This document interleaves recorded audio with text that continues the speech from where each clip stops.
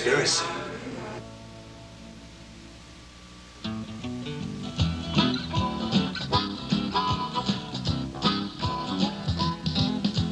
Ladies and gentlemen, grab your hats. Bring along the kids and all the dogs and cats. Well, it's not X-rated, nothing like that, but it's only a one-night stand. He was a hit in Dixie, the rage in Tennessee. He'll play for you and he'll play for me. He'll accept your money or play for free anywhere across the land. Yes, welcome to Kauai's only investigative report, The Parksist Conspiracy, Manipulating Minds and Hearts since 1994. We color the news so you don't have to. The only difference between us and the rest of the press is that we fully admit to having our prejudices and don't hide behind that phony cloak of objectivity like the rest of the other so-called journalists. Well, now let's get right to our feature story called We Interrupt Your Community Free Speech Forum to bring you the following important canned music. For the past year and a half or so, Kauai has been enjoying a new sound on the airwaves, our community radio station KKCR. The music on the station has been embraced by many in the community as a respite from the crappy commercial music that usually plays on the airwaves. But for the same year and a half, the conspiracy has been conducting an investigation as to how and why a venture that started out as an effort by a few dedicated community-minded individuals to give Kauai an alternative medium for news and public affairs has turned into a tool of the music industry. Now, don't get us wrong, the music is great. Everywhere we go, as soon as we start to explain what has happened to the station, we hear it. Dude, KKCR rocks. What the hell are you doing? Well, don't worry. Nobody's going to eliminate your favorite music or any other kind of music. But there has to be a balance, and the conspiracy has found there is not only no balance, but news and public affairs, especially anything that might be considered controversial, is actively discouraged by institutional processes and even blatant censorship at KKCR. The station has come under the thumb of a group of music industry heavyweights who have successfully staged a coup d'etat in order to kill free speech and replace it with a wide variety of canned music. So, what is community radio anyway, and what's it supposed to be? And what did the founders have in mind when in 1993 they started the process? According to the widely accepted definition seen here, community radio differs from commercial or public radio in that it fulfills specific needs of community groups. It's a means of self-expression for those who do not have access to the mass media. It's characterized by public participation in production and decision-making and by listener financing. The intention is that the management of the station is in the hands of those who use it and listen to it.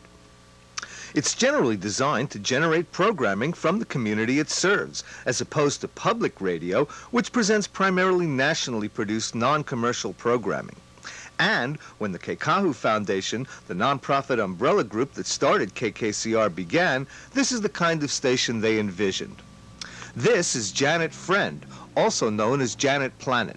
She was a disc jockey at KUAI and KQNG in the 80s and was frustrated by the commercial control over content.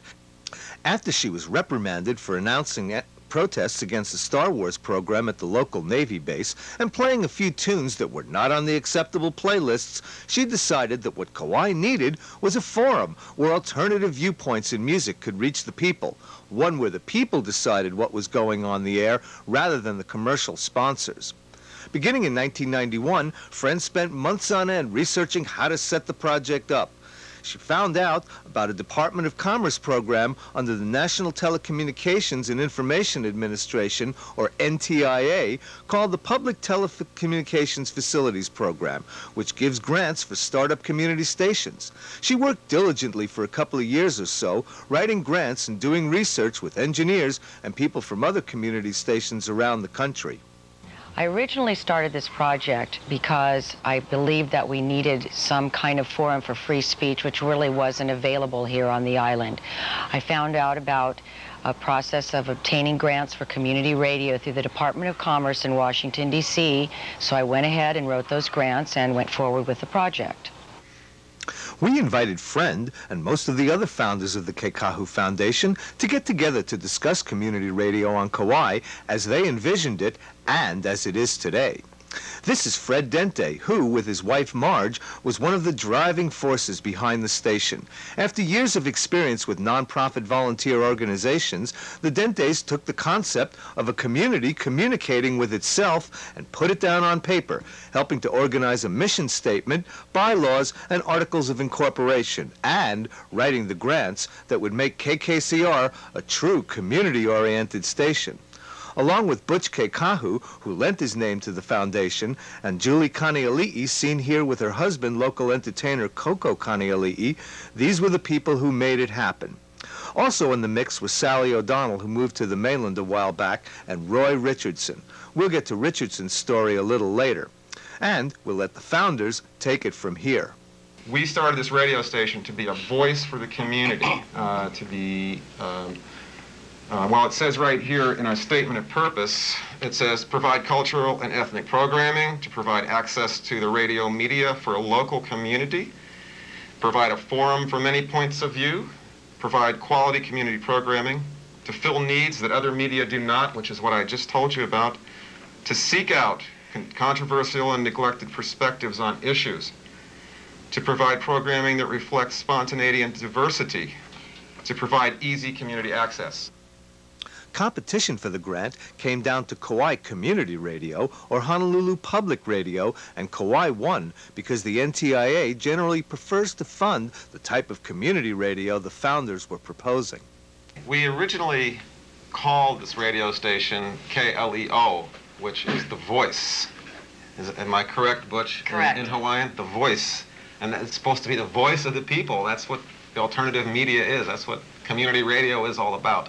And we had envisioned it as having ongoing programs that would go out reflecting various Hawaiiana and local issues that the rest of the world could then find out about. A news magazine type of thing where it would happen every day. I envisioned having phone lines and these kinds of programming daily, like you say. You get up, you get your cup of coffee, you turn it on, and you find out what's going on today on Kauai. And if you have something you want to contribute, you get on your phone and you dial the number and you have a right to say something. So what happened? How did this noble venture get turned around so the controversy is discouraged and the on-air people sound like disc jockeys in training playing music between slick talk? Without Pavarotti, I would go nutty. Please don't take Placido off of the radio. All right. Nobody's taking away your music. But, as usual on The Conspiracy, a little history lesson is in order. As we said, Friend was working hard to get the project off the ground, writing the grants and meeting with experts, as well as meeting with Bill Cooperman, head of the PTFP in Washington, D.C. She also incorporated the Kekahu Foundation as a 501c3 nonprofit organization. She, Fred Dente, Butch Kekahu, as well as O'Donnell and Richardson, signed the Articles of Incorporation and Bylaws on March 14, 1994. The bylaws were written so that community involvement would be an integral part of the station. It was written in our bylaws specifically that the members were all of those people on Kauai that paid to be members and were entitled to participation, to have a public meeting once a year to vote for a new board. In other words, there would be a direct link between giving money to be a member and participating as a member and having the board directly responsible for the duties that they were supposed to be performing to these members. It was all delineated in Articles 2 and 3 of the bylaws with 13 separate sections that gave all the powers over the community radio station to, of course, the community members who supported the station. It was all very democratic and designed to make sure that no one person or group could control content. The federal grant was designed to see if the community was really going to support a community station, and so $52,000 had to be gathered in matching funds by the local community. Usually it's enter money, enter problems.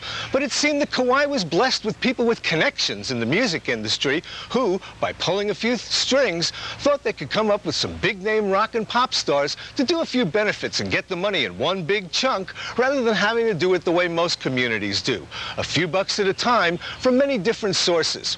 Though this looked like a great way to raise funds, as we'll see, enter big money, enter big problems in terms of big egos, big schemes, and big plans. First Kurt Cobain and now this? God, Annie, I'm so depressed. Don't take our music away. This is Richard Fernandez, a music industry heavyweight. A longtime Kauai resident, he has acted as tour manager for some of the biggest and most respected names in the music industry, among them Bob Dylan and Tom Petty and the Heartbreakers.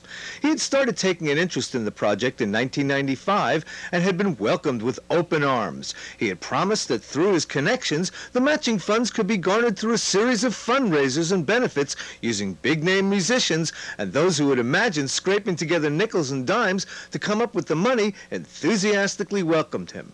Soon, he brought onto the board of directors another LA music industry biggie, record promoter, and former DJ John Scott, promising that Scott was a big-time charity fundraiser who had organized million-dollar charity golf tournaments. To look at Scott's resume, one would think that he practically invented rock and roll. He claims that, among other things, he discovered Tom Petty and was responsible for launching the careers of ZZ Top and even Otis Redding, and for bringing David Bowie's music to America. He claims that while he was in Memphis, he earned the title fastest DJ in the world, whatever that means. His resume mentions his love for music and radio in seemingly every sentence, but contains no mention of public affairs programming. As a matter of fact, he calls KKCR public radio rather than community radio.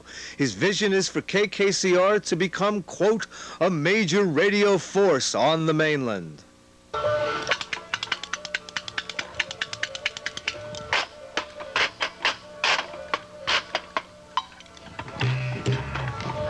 Hillbillies in Hawaii get plumb perturbed over folks molesting their hillbilly music.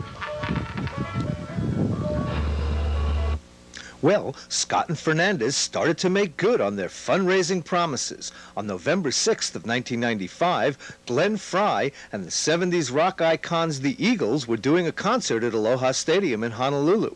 Frey, a part-time resident of Kauai who reportedly shares a love of jazz with Fernandez, we'll discuss that later, promised to give $1 from each ticket to the burgeoning station. When the check came in on November 22nd, it was for $38,557.50, seemingly putting them well on their way to easily meeting their goal. Only $13,703.50 to go. Things were starting to come together. An office and station location were essentially donated by the local cable company, which was moving out of its Princeville location and was willing to lease the building to KKCR for $1 a year. And now that there was some money, Friend, who had donated countless hours, was, according to the minutes of a November 30th, 1995 board meeting, hired by the board to do the job of getting the station on the air. Like many on Kauai, she had been working 3 jobs just to make ends meet and could now devote full time to the project and eat and pay her rent all at the same time. Kaneali'i was also hired part-time to assist Friend. And with money in the bank, the board did what most people do with money: squabble about it. Friend had been caught in the Wainiha flood of '95, and her car was washed away, and her house was damaged, and she had just completed a painful divorce. And a growing rift was developing between Friend and the rest of the board, even Roy Richardson. Richardson was one of the original founders who shared the vision of Friend, the Dentes, and others. But increasingly, Richardson seemingly was enamored of Scott and Fernandez and their LA connections in the music industry. The aura of big-name rock stars who schmoozed with Fernandez Fernandez and Scott no doubt helped turn his allegiance to the two. And the fact that Friend was having personal problems, rather than evoking sympathy from the board, evoked rancor and division within the fledgling organization. And in the traditional L.A. money talks and you-know-what-walks manner, Scott and Fernandez now saw this as their radio station project, and the major concern became protecting the money. Well, at this point, the Dentes, Fred and Marge, were back on the mainland in Washington State. So even though my salary had originally been approved at a board meeting, John and Richard and Roy began harping away at every meeting about the fact that $450 was going out of our bank account weekly. That was for Julie and my salary. They were just so into micromanaging every little aspect of the radio and every penny that they literally wanted 4 people to approve the purchase of a paperclip. Now, over a 3-month period, the entire amount of our salary only was $3,500, which really wasn't a vast amount. Their whole fear was actually ridiculous, that they thought it would impact our getting our grant, because we had to raise a total of $52,000 overall. However, we were allowed to spend some of that money as long as we in fact had it documented that we had raised that amount of money, which we did. According to Friend, she was working some 60-odd hours a week on the project, but being paid for 40, doing all the mundane little tasks required to get the station up and running, and was trying to leave the fundraising to the fundraisers. But the fundraisers, rather than seeking out more funds, were more interested in hand-wringing over where the money was going. Over the course of the next few months, Scott's wife, Lorraine, was brought in as secretary, and the board started to meet with the specific intention of excluding Friend and Connie Ali'i. The weekly meetings were scheduled for Wednesdays, the one day both said they couldn't make them, and Mrs. Scott began to write up minutes with searing jabs at the two of them, attacked their lack of attendance, and when Friend and Connie Ali'i did manage to clear their schedules for the Wednesday meetings, the board members would often cancel the meeting and schedule emergency meetings on other days, some called with 12 hours notice, others with no notice at all. Finally, on February 24th, they had managed to hold 3 consecutive meetings that Friend could not and did not attend. According to the meeting minutes, it was another dump on Janet Friend meeting. Lorraine Scott's meeting minutes had become a diatribe against Friend, detailing in a misleading and even false way all of her alleged transgressions. According to at least 5 different former board members, some of whom were even supporters of the Scott, Fernandez, and now Richardson factions, Scott's minutes were practically works of fiction, designed to make a paper trail with the intent of getting rid of Friend. And at this meeting, the board rescinded Friend's salary, and it had also taken control of the money. Friend and Connie Ali'i had an inkling of the takeover to come, but had little choice but to trust Scott et al. To pay out money for various services. In mid-February, John Scott had asked for a single blank check for supplies such as bleaches and sponges to clean this new office. Then he came back for 2 more, one for the phone and one supposedly for paint. But the only whitewash bought was Scott's story. Scott gave the check to Richardson with instructions to proceed to the bank and withdraw $30,000 and put it into cashier's checks. These were delivered to Scott's personal attorney, whom apparently without official board authorization, he had now hired in the name of the Keikahu Foundation, despite the fact that the board already had hired attorneys to represent them. This is North Shore attorney Paul Sulla. He had been Scott's personal attorney and was now apparently the lawyer for the Get Rid of Janet faction. Causing problems, so they were nervous that they were running out of time and money. The money had been raised primarily through Richard Fernandez's relationship with Greg Fry and the Eagles, and it was the Eagles' money on their event they did in Aloha Stadium. And he was concerned that they continue the project or give the money back to Greg if it was going to just be dissipated.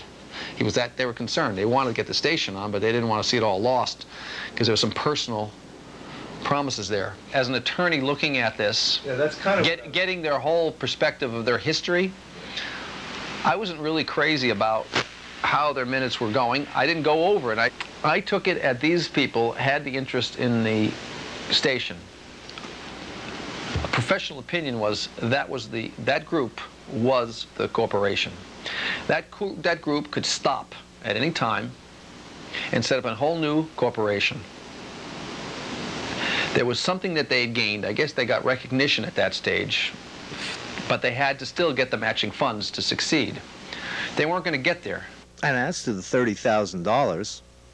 I don't know who did it, what happened. All I know is all the money was accounted for. They used whatever means they could to secure the monies, I guess. You and I could speculate, but we don't have the idea on that one. It didn't seem to be off when they did it, and none of the money was gone. It was basically they were trying to protect it from themselves at that stage, is how they looked at it.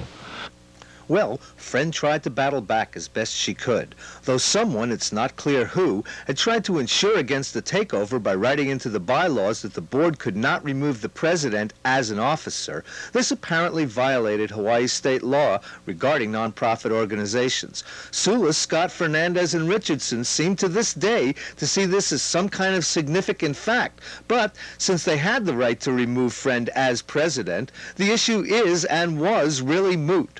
Friend tried to call an annual meeting to alert the members, only to be thwarted. Perhaps her worst transgression in the eyes of the Scotts and Fernandezes was that when the subject of programming came up, she continued to refer to the mission statement regarding the seeking out of neglected and controversial viewpoints, which she saw as the raison d'etre for the station.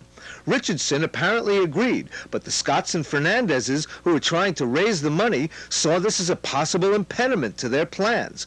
In addition to going to music industry persons for cash, they were devising a way for local businesses to, quote, underwrite the station, and Scotts and Fernandez were heard to say to dozens of people that anything controversial would not be heard on their radio station. We'll get back to this in a bit. Well, dude, you're bumming me and my family out. I mean, well, what was I saying? I think you were talking about the dead. Oh yeah. Jerry, man. He's alive. So how to wrestle control of the station when the bylaws stated that the members were to determine the direction?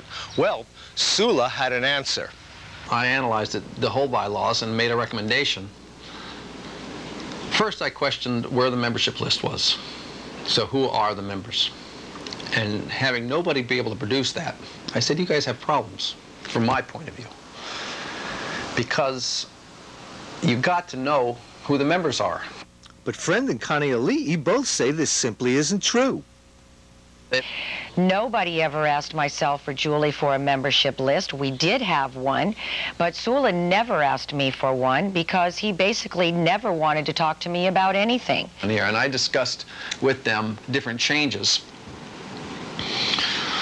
to the bylaws, which we essentially involved a new set of bylaws that was a director run nonprofit as opposed to a membership run nonprofit. I felt I needed to change these bylaws, and I explained to them why I felt that. For instance, we didn't know who the members were. We could be subjected to a faction showing up at a meeting. You don't know what you're doing, who is going to come. That the station needed more consistency and regularity, especially in its formative stages, because it's a anything-goes situation. At a meeting called in Sulla's office on March 6, 1996, Friend was forced to bring her own attorney, and the meeting consisted of everybody yelling at and insulting each other. Friend was alone in protecting the public interest, partially because Scott and Fernandez never told Sulla that original members of the board, like Dente or Kekahu, who were technically still on the board, were never even contacted. They had been systematically excluded and conveniently swept under the rug, and Richardson says that he went along with the bylaw changes only as a temporary measure and says that the others told him it would be changed back after 6 months. Well, Dente found out about what had happened when he received an hysterical phone call on the mainland from Friend, who was devastated by the way she and the community in general were treated in the takeover. He was pissed, to say the least, and after returning home to Kauai, wanted to confront the board at the next meeting. That was one of the things I asked, is what's going on here? Why do we not have a voice? Why did you make all these changes? And why do members not have a vote? And they said, oh, we don't want to have the whole community making the decisions here. That would be, what if some rogue element in the community, or some activists, or some guerrillas, or somebody who was, interested in a takeover, was to come in here and take over the place? We can't have that happening. We can't have this activism. We've got to have it more set up so that, intelligent people are running the show here, and so the community's going to have to trust us. Basically is what they were telling me, is that they did not trust the community to do this, and so they yanked that out of there. They took that out of the bylaws, which we put in. That was the basis of our whole organization, was to have one person, one vote. Or we didn't call it one person, we called it one membership. It was a family or a business or whatever. You get one membership. Sounds communistic to me. It sounds, yeah, like communism, doesn't it? Sure does. I don't know what it is, but and the way they took that's over their policy. Was truly in a hostile way. Well, the coup was almost complete, but there was that pesky little community to answer to. And this is where Scott and Fernandez shined. They started a person-by-person campaign against Friend, calling and meeting with everybody that they knew who had any knowledge or interest in the project, making up a liturgy of slander that still plagues Friend today. Among the stories told to literally anyone who would listen was that Janet was an alcoholic and a space case, and especially a thief. Everyone was told that Janet was stealing money from the Glenn Fry donation and spending it on groceries at Foodland. Though this last accusation was repeated to dozens of people by Fernandez and Mr. Scott, according to the financial records, the only money Friend received was her agreed-upon salary, and there never was a check made out to Foodland. But the general demonization of Friend was spreading along the Coconut Wireless until everyone that knew anything about the project was now in sympathy with Fernandez and the Scotts. Personally, they have ruined my reputation on this entire island. They have told numerous lies about myself, that I'm an alcoholic, that I spent all the grant money on my salary, and many other things throughout this entire island. They have completely slandered my personal self. But that isn't the main thing that I'm upset about.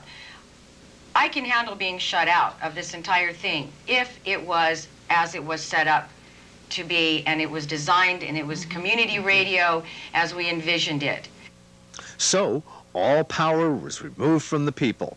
Section 2 of the bylaws was rewritten by Sulla to make the only real members members of the board, and Section 3, detailing the rights of members, was deleted. The board was now self-perpetuating, voting themselves in and out of office as they pleased.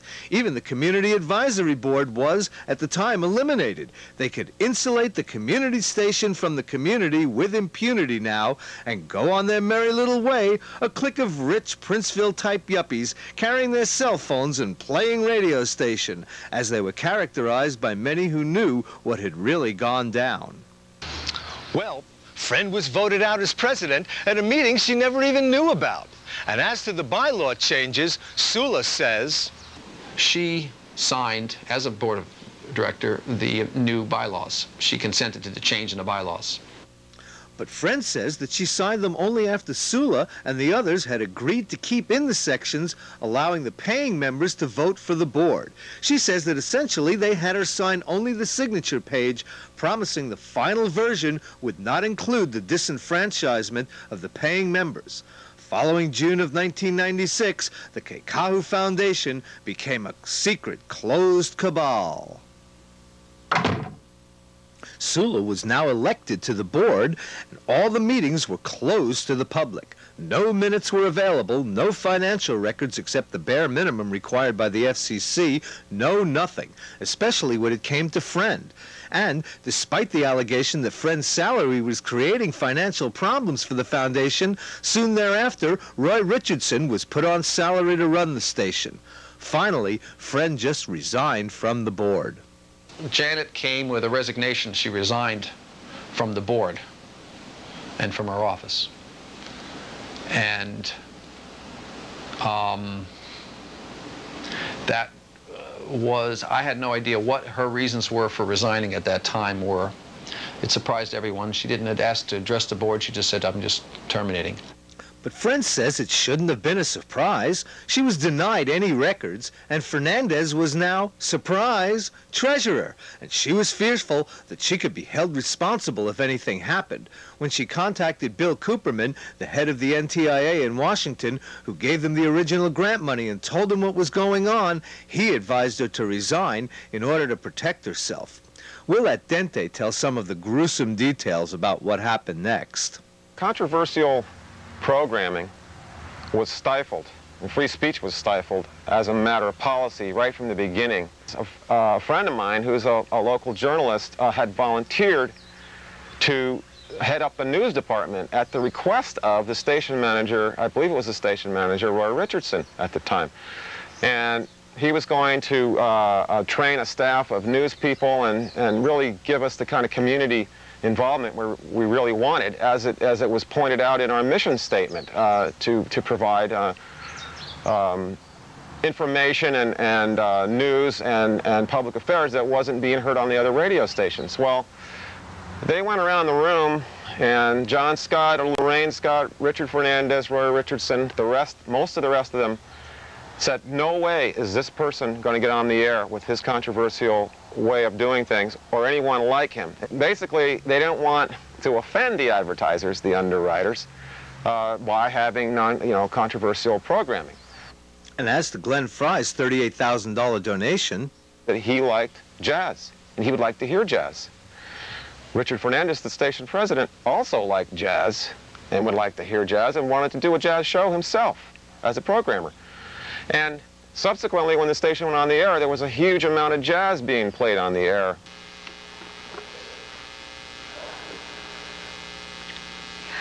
I have seen the greatest stations of my generation destroyed by corruption, wandering through the angry static at dawn looking for a jazzy fix. Yeah.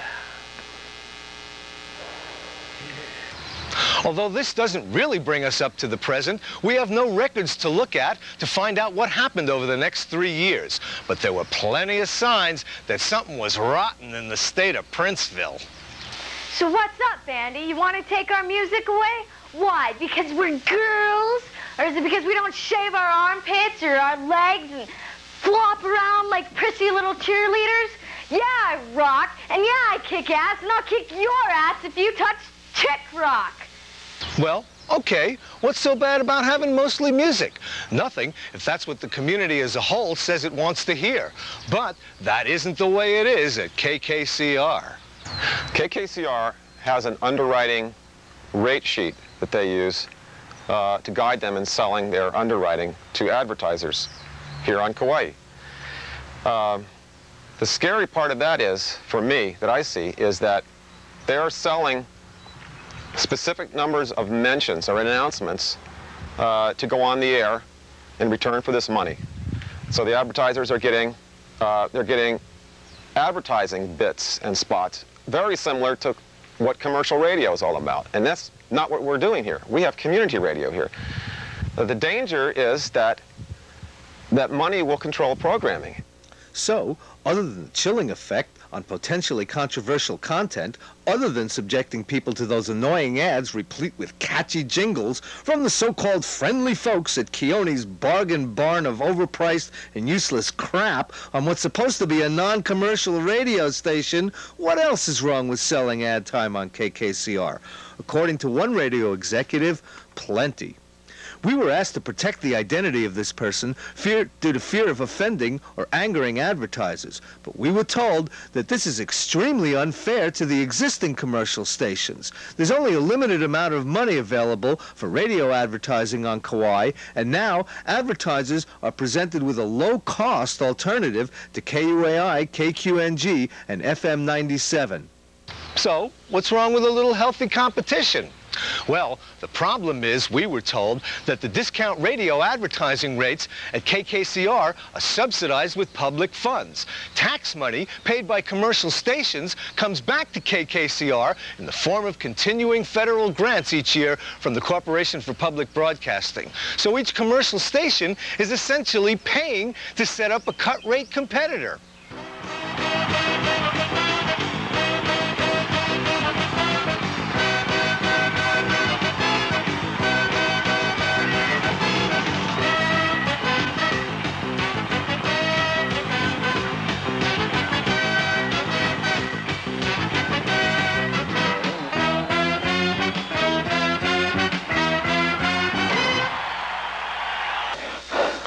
I'm on a mission from God.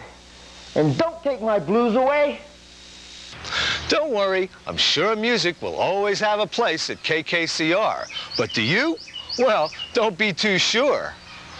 So, what's going on today? Is there any attempt to fulfill the mission statement? According to Program Director Jeff Shefford, also known as Jeff the Chef, the answer is yes. But is this actually happening, or is it purely lip service? For some insight, we turn to Ken Kaimi Stokes, founder and head of the Ho'okipa Community Network and a regular columnist for the local newspaper. With his partner, Nani Rogers, he hosted one of the only public affairs programs heard on KKCR called Taro Patch Talk. Stokes' experience this past year should give a good idea of what's going down at KKCR. We'll let him tell the sad story. We apologize for some of the audio, but what he has to say is worth listening to, even with the pops and crackles.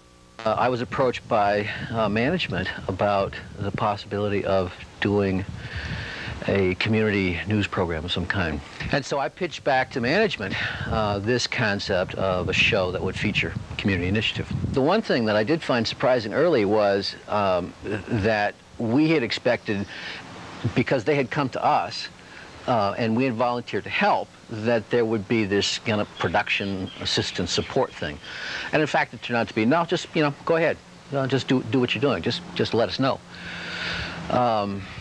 And I guess it's fair to say, in retrospect, we didn't pay enough attention to the last part of that sentence, because our impression from this vantage point is that some of those kind of some of those rules aspects of radio operations were apparently far more important than some of the qualitative concerns that we were focusing on. I suppose on 3 separate occasions, management had come to us and said, it says right here in some types of rule that you're supposed to give us 72 hours notice for what you're doing. And each time we said, yeah, we understand, sometimes we're scrambling, it's not like we're trying to keep you in the dark, it's just, just hadn't been happening, we'll try to do better. We made a judgment call. In the overall scheme of things, it can't be all that important, and that they could certainly, slide with us, at least until we, get more up to speed. But it was a continuing issue, and that program that I described on Kilauea turned out to be one of the, sort of the beginning of the end, because just as we were beginning that show, the station manager walks in and said, so, how come I don't know what you guys are doing today? And Nani and I both turned and said, oh, we got a great show today. We're doing Kilauea. We got all these people. Doesn't matter. I didn't know. And we were, how you're getting ready to go on the air and your adrenaline is starting to pump and you're focusing your energy and so forth. And Nani, just sort of on impulse, said, get that energy out of here. We got a show to do, and closed the door on the station manager. Well, that didn't go over very well. There were a couple of occasions when, as we were on air, there was direct management involvement in the nature of our show. One of them, the first that occurred, actually, I had a caller on the line, we're on the air live, and the station manager appeared at the door going like this, as if, cut this person off.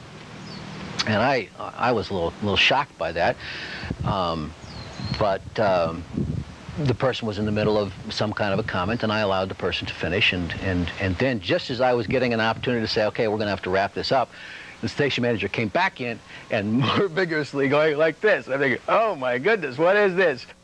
It turns out that John Scott, who according to virtually everyone we spoke to, now tightly micromanages and controls content, was listening and heard what he perceived as a criticism of the station, and called his protege, station manager Mary Cunning, and told her to get that caller off the air pronto. Cunning was handpicked by Scott as manager with a promise to train her, essentially making him the station manager. According to Richardson, who strenuously objected at the time to Cunning's hiring, she has no radio experience whatsoever and of course owes her job to Scott, and so reflects his sensibilities and does his bidding. Everyone we spoke to said she's a stickler for the rules and wields power with an iron fist, as witnessed by what Stokes has said. I don't respond well to that kind of treatment. So for the manager to come in and give me this kind of signal, I felt was kind of an insult, frankly, to the intent of the show. And shortly thereafter, the axe fell. Taro Patch Talk was cut back from twice to once a week, and not even face-to-face, but in the most cowardly fashion possible, in a letter. We're all ready to begin, and it's like 5 minutes to noon, and the program director walks in with this envelope, said, "Here, this is for you." And so I'm opening it up, and I'm reading it, and the clock is ticking down to where we're ready to start. My mouth, I just cannot believe what I'm reading. You know, we're cutting your show back from 2 to 1. You never gave us adequate notice. You never took up membership. You're using our people to run the phones for you. You know, and these what I thought were, you know, fairly minor kind of things. But boom, there it was. And this is the first we'd heard anything about this. Just like boom, you're done. Back to 1 day a week. Pow. As we said before, Program Director Shepard talks a good game about expanding public affairs. Though he has not responded to our invitation for an on-camera interview, we spoke to him via phone last year, and he promised the moon and stars in terms of alternative local news and potentially controversial public affairs programming, saying he doesn't listen to the board at all, especially Scott, about content. But in the ensuing months, little has changed in that direction. As a matter of fact, it's gotten worse. According to Shepard, one of the reasons stated for cutting Taro Patch Talk back was that there are lots of other people who want to do public affairs programming. But rather than expand into music time slots, a new program, another call-in show, has just filled in the now vacated slot that Stokes had. But will it be a truly open forum? In KKCR's newsletter, Shepard says that people who call into the new program must, quote, behave themselves.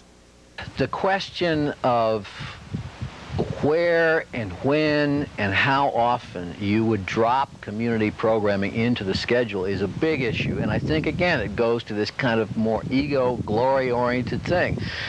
It seems to me that there are certain times of day that have sort of been set out as like sacrosanct, yeah? You cannot touch those parts of day. And they happen to be the times of day when listenership is probably highest. You know, early in the morning, dinner time, whatever.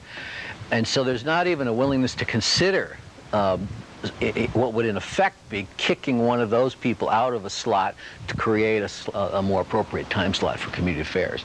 And those are music slots. Those are all music slots. And quite frankly, I'm concerned about KKCR because if the way we were treated is like part of that management style, you know, and we're all volunteers, then I think you're really, in a way, kind of shooting yourself in the foot. Yeah, if you got volunteer initiative coming your way, you certainly don't want to push it away. And we've got fairly thick skin too. I mean, you know, we didn't go away till we were really pushed away. You know, there are all these little things that would happen, and Nani and I would look at each other like, do you think they sort of appreciate what we're doing here? You know, are we just sort of in somebody's way? But that's really where I've come down on at this point on the whole question of how do I feel about KKCR. I worry about aloha. I worry about treatment of volunteers. I worry about providing positive feedback for people who are good people, good intentions, just trying to contribute in some way. All of that should be encouraged, whatever stripe or flavor it is. And I hope there aren't many others who volunteer at KKCR who encounter the kind of treatment that we got. One of Cunning's main complaints was that she thought Stokes was totally unprepared on a few occasions, but Stokes says, yeah, I can imagine that that management would use something like that because I guess it illustrates to them that this was just too much for us or something. Bad boy, kid. They had to help us out by cutting back our schedule. You better follow those rules. And since Program Director Shepard takes great pains to explain how responsive he is to phone calls made by the public, so we asked our friends and neighbors to call up. And interestingly enough, those calls seem to have had the opposite effect. And I've learned subsequently that because they discovered that we had asked people to call, they simply discredited all of those calls. And Stokes' experience is only the tip of the iceberg. There have been numerous other instances of free speech censorship, and we've heard from a dozen or more music programmers right here with stories of capricious harassment and censorship of even music. None want their names used because they fear losing their programs if they're caught talking to us. That's heavy. Whoa, Daddy.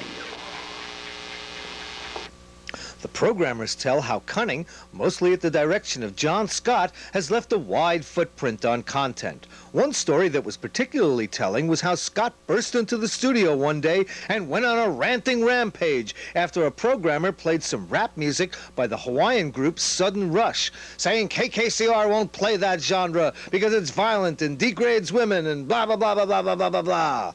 And in another incident, Richardson apparently fell out of favor with the junta because he says he was insisting on more public affairs programs and wanted to give the vote back to the members. Richardson was fired from his programming position by Cunning, who, according to Sulla, treated him in an arbitrary and capricious manner, though Fernandez and Scott refused to reprimand her. In a meeting called after Richardson was canned, Fernandez and Cunning bickered and argued with Richardson and other programmers about which type of music should be heard in which time slots, with Richardson arguing for more reggae and Fernandez claiming that listeners don't want it. Richardson and the others also complained about the management style and lack of aloha, but Fernandez and Cunning maintained a defensive stance. Sulla told us that after listening to a tape of the meeting, Richardson's treatment was one of the reasons why he quit the board, although he says the primary reason is that he has, quote, fulfilled his mission of getting the station on the air. Richardson is planning a lawsuit regarding the matter. Everyone we spoke to who's had any contact with the current regime at KKCR characterizes the atmosphere these days as one of tension and hostility mixed with fear and loathing, a place where the type of music being played has become a life or death struggle. No mention is ever made about expanding public affairs.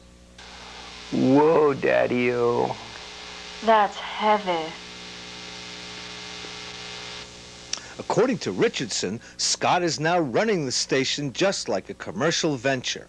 He and other on-air people say that programmers are awarded airtime and slots based on how much money they bring in, and that after the last fundraising drive, the Scotts prepared a list of how much each programmer raised in donations, underwriting, and subscriptions. At a meeting, Scott reportedly threw a temper tantrum and threatened all those who didn't meet their quota with losing their shows. This, according to Richardson, is why there's less reggae on the air these days. It seems the reggae programmers were more interested in throwing an on-air party than coercing people into sending in money. But board member and programmer Donner G. Arman, another of Scott's hand-picked favorites, emphatically denies this charge. At the last board meeting before this report was aired, upon questioning, she unequivocally stated, But in terms of the programs being selected according to the money that they raise, that's not happening. We'll probably never know whether she or they are lying, but volunteers we've heard from say that the competition for airtime and money has gotten rid of anyone who won't participate in the envious, backbiting, backstabbing, insecurity, and general conflict and mistrust among programmers that is demanded at the station. The last straw for Richardson was when, during the first fundraising drive, Scott devised a bamboozle to con listeners into contributing by concocting a fictional $500 donor who would only give the money if it was matched. Richardson couldn't believe it fraud by actually lying to the listening public, and says that after that he lost any and all respect for Scott. The whole situation has received much publicity. Here in an article in Honolulu Magazine, Richardson is quoted as saying he feels there is fraud in telling people that they are members when they are not. He says that at the time he went along with the bylaw change, he thought he was protecting the station and, quote, rode on the paranoia. He says that, quote, this thing I created has turned into an effing clique. It's the biggest disappointment of my life. although Scott and Sulla tried to squelch the article before it was printed by sending this letter threatening a libel suit. When the editor of the magazine got the letter, he reportedly told the author that there must be even more juicy stuff to this story, and not only ran the article as is, but said there just might be a follow-up. Even after the article was published, Scott refused to acknowledge the acrimony and dissension. In this letter to the editor, he states that there are no, quote, lingering disputes which are sapping the energy from the station, as the author's article had said. Scott continued saying, quote, all volunteers are happy, and he generally characterized the station as one big happy Ohana. Well, even though some of the new members of the board elected last year promised after the January meeting to raise the issue of returning the power to the people to elect the board, at the February meeting it did not appear on the agenda. As a matter of fact, the board, still trying to be a closed little private club, despite Corporation for Public Broadcasting regulations that state that they must open their meetings and records to the public, made a major stink about our presence with a video camera at the February meeting. And despite the fact that one of the prime reasons the KKCR got the original grant was to be able to inform the North Shore in case of disasters like hurricanes, they still don't have an emergency generator. This has become the responsibility of John Hawthorne, who's asked about it every board meeting and keeps saying he's working on it. Hawthorne is one of Fernandez and Scott's chief supporters and defenders, and according to Richardson, he hopes to get the job of chief engineer despite his lack of qualifications. And as to the issue of what membership actually means, despite warnings from Sulla that the paying public should be called of course, subscribing members, because we needed to make sure people were clear when they were getting members what kind of members they were. You can't just say be a member without knowing what that meant, and that was my advice, that you have a category.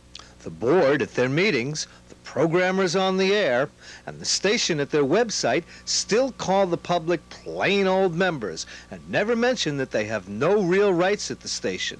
No one, especially subscribing members, ever remembers hearing the word subscribing used during the recent pledge drive or during any other solicitation. Well, what can we say to sum it all up? The current board of KKCR does not want change. There's a faction of people from the Los Angeles music industry who control this radio station as an ego trip, as a glory trip, as a power trip. We want the community wants the radio station back. Okay, basically what I'm really disappointed about is that I really started this from the bottom of my heart to include all of the community, both with music and as a forum for public speech, that everyone could be involved. And when things changed and XLA radio executives took over and made it a private radio station, it really saddened me that democracy was really not being exhibited on Kauai. My fondest hope is that these things can turn around and the community can once more be involved in the community radio station. It's we the people. That's what this is. Freedom of speech, freedom to express. It's part of the laws of aloha. If you don't like what brother says, turn the channel. But when the truth is shaded, then it's not the truth. You know, I'm sure other changes could take place to accommodate everyone's concerns, because and I, for one, have no problem, in my own view, in seeing it elected in part as other, if the boards do. I'm not going to substitute my opinion, though, for theirs. It's a young station. I think there are enough of us who care enough about coverage of community issues that this conversation is far from over. We're going to continue in whatever way we can to help expand the conversation. And I would expect that once all these personality issues get themselves sorted out, that we can count on KKCR as an asset for that. So, what can you do? Well, that's a good question. The board and management don't seem to be responsive to the public when a calling or writing campaign is organized, and in general, they don't seem to want to hear what they don't want to hear. We'd only be hurting ourselves and throwing out the baby with the bathwater if we withhold our so-called membership money and donations. But now all the cards are on the table. The board meets monthly, and maybe if we all show up en masse at the next meeting, usually scheduled for the third Wednesday of each month and announced on the radio, and demand some change, someone will listen. Program Director Shepard claims he listens to phone calls and letters. Let's see how much community-mindedness there really is at our community radio station. Only time will tell. You can contact KKCR at 826-7774 or P.O. Box 825, Honolulu 96714, or email them at kkcr@hawaiian.net. Oh, and for the record, John Scott, Richard Fernandez, and Shepard all refused our requests for on-camera interviews for this story. Till next time, I'm Andy Parks for the Parks' Conspiracy.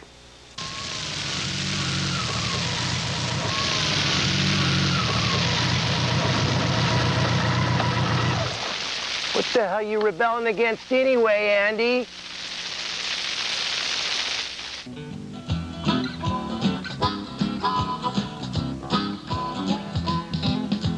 Ladies and gentlemen, grab your hats. Ring along the kids and all the dogs and cats. Well, it's not X-rated, nothing like that, but it's only a one-night stand. I mean, don't we have a right as an individual to say that we don't want to be on his show? Don't I have a right? In Dixie, the raging Tennessee, he'll play for you and he'll play for me. He'll accept your money or play for free anywhere across the land.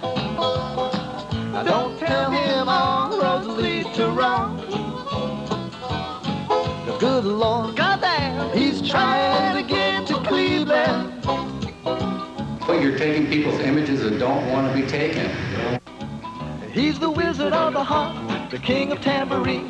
Drop by to see him and you'll know what I mean. When you get back home, you won't believe what you've seen. He's a jug band medicine show. He'll make your foot keep tapping all through the night.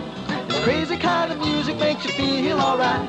Well, singing and dancing, this boy's quite a sight. And where he came from, nobody knows. Give him room when he pulls out his bag of tricks. And there's just no telling what he's about to do next.